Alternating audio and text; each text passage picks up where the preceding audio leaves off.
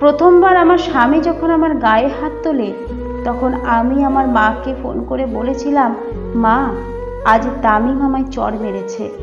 রান্নাঘরে রান্না করছিলাম, তাই দরজা টোকার আওয়াজ শুনতে পাইনি। পরে যখন দরজা খুললাম তখন তামিম আমায় রাগে চড় মেরেছে, দরজা খুলতে দেরি হয়েছিল বলে। আমার কথা শুনে আমার মা জবাব দিয়েছিল, মেরেছে তো কি হয়েছে, একটু মানিয়ে নিতে শেখ।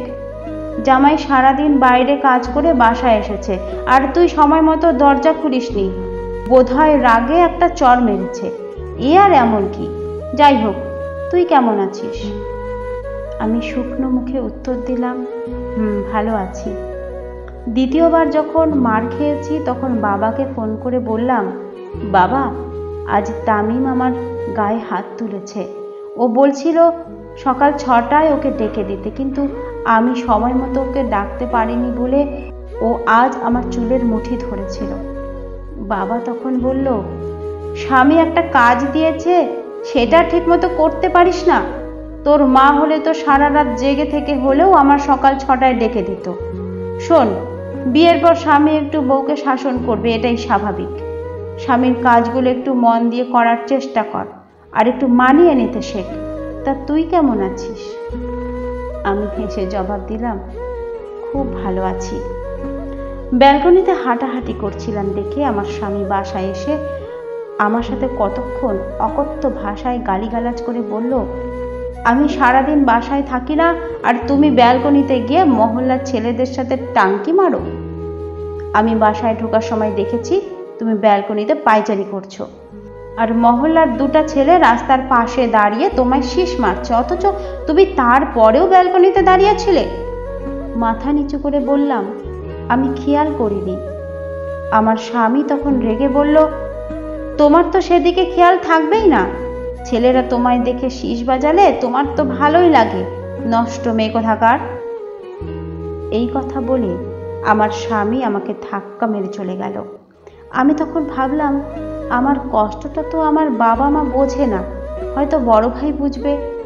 ভাইয়াকে যখন ফোন দিলাম, ভাইয়া ফোন রিসিভ করতেই অপর প্রান্ত থেকে ভাবির কান্নার আওয়াজ শুনি। ভাইয়া তখন ভাবিকে চিৎকার করে বলছে, ওই একদম কান্নার আওয়াজ যেন না হয়, আর যদি কখনো দেখেছি বাসার বাইরে যেতে তাহলে পা ভেঙে রেখে দেব বলে দিলাম। আমি তখন সাথে সাথে ফোনটা রেখে দিলাম। যার কাছে বিচার চাইতে ফোন দিয়েছিলাম সেই তো অন্য বাড়ির মেয়েকে বাইরে যাওয়ার অপরাধে পা ভেঙে বাসায় ফেলে রাখতে চাইছে।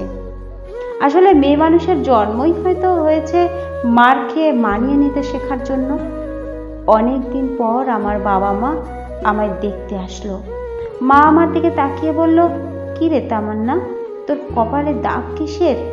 আমি হেসে উত্তর দিলাম, কিছু না মা, বাথরুমে পড়ে গিয়ে কপাল ফেটে গিয়েছিল, এটা সেটারই দাগ। বাবা মা আমাদের বাসায় 2 দিন থেকেছিল। যেদিন চলে যাবে সেদিন আমি দরজার সামনে দাঁড়িয়ে বিদায় দেওয়ার সময় মাকে বলেছিলাম, মা আমি মানিয়ে নিতে শিখে গেছি। এই যে কপালের দাগটা দেখছো, সেটা বাথরুমে পড়ে গিয়ে হয়নি, তোমাদের জামাই ভালোবেসে ফুলদানি দিয়ে আঘাত করে বানিয়ে দিয়েছে, অথচ দেখলে আমি কত সুন্দর মানিয়ে নিয়েছি। মা কেঁদে ফেলে বলল, তুই এই কথা আমায় আগে বলিসনি কেন? আমি হেসে বললাম, বললে কি হতো মা, সেই তো বলতে মানিয়ে নিতে, আর দিন শেষে দোষটা তো আমারই। মা তোমাদের জামাই বাইরে কাজ করে, আমি কি সারাদিন ঘরে বসে থাকি? আমিও তো বাসায় কাজ করি, অথচ তোমার চোখে জামাইয়ের পরিশ্রমটাই ভাসলো, নিজের মেয়ের পরিশ্রমটা ভাসলো না। বাবার দিকে তাকিয়ে বললাম, বাবা আমি অ্যালার্ম ঘড়ি না যে ঠিক টাইমে বেজে উঠব, আমি রক্তে মাংসে করা মানুষ। সারাদিন পরিশ্রম শেষে যখন বিছানায় শরীর রাখি তখন আমারও 2 চোখ বেয়ে ঘুম আসে। তুমি আমার ঘুমিয়ে থাকাটাকে অন্যায় মনে করলে, অথচ তোমার মেয়ের জামাই যে তোমার মেয়ের চুলের মুঠি ধরল সেটা তুমি অন্যায় মনে করনি।